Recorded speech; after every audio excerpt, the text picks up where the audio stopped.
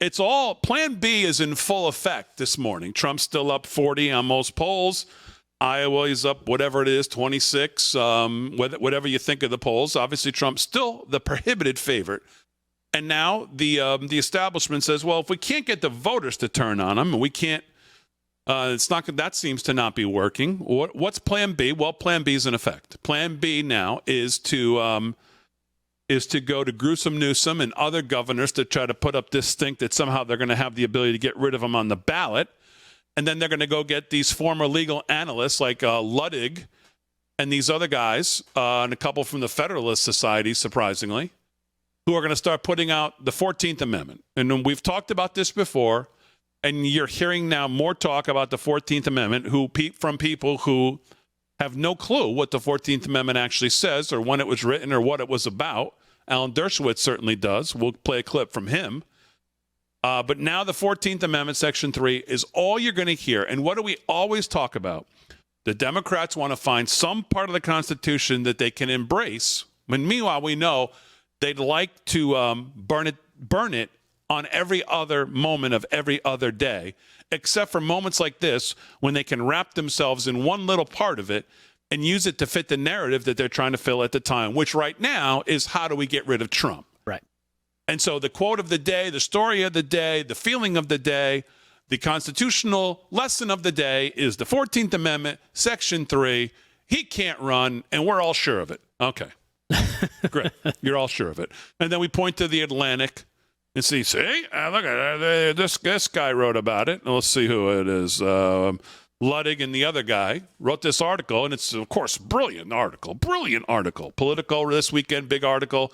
New York Times, of course, writing about it, that Trump is not going to be allowed to run because of the 14th Amendment. Right. So, and of course, they're all lying to you. They're lying to you about the meaning of it. They're lying to you about the adaptation of it and how they're going to apply it.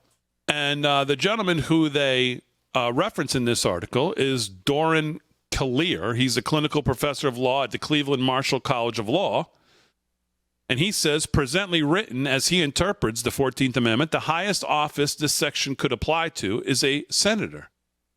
Kalir said the section says the rules apply to people in the following positions: a senator or representative in Congress or an elector of the president and vice president. An office in any civil or military position, a person who holds any office, civilian or military, a person who has taken an oath as a member of Congress or an officer of the United States or as a member of any state legislature.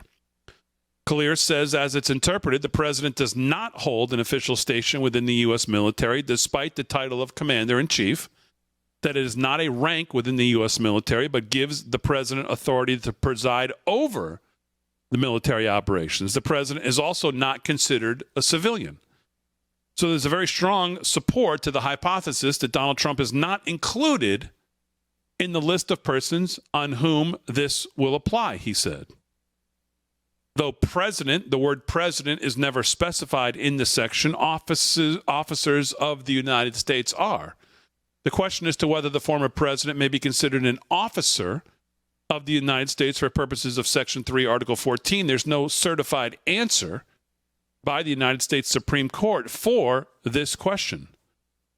But the Supreme Court has spoken on the topic before. In 2010, Chief Justice John Roberts issued an opinion in the case of the Free Enterprise Fund versus Public Company Accounting Oversight Board, which spoke directly to whether the president is considered an officer. The people do not vote for the officers of the United States. Rather, officers of the United States are appointed exclusively pursuant to Article 2, Section 2 procedures. It follows that the president, who is an elected official, is not an officer of the United States.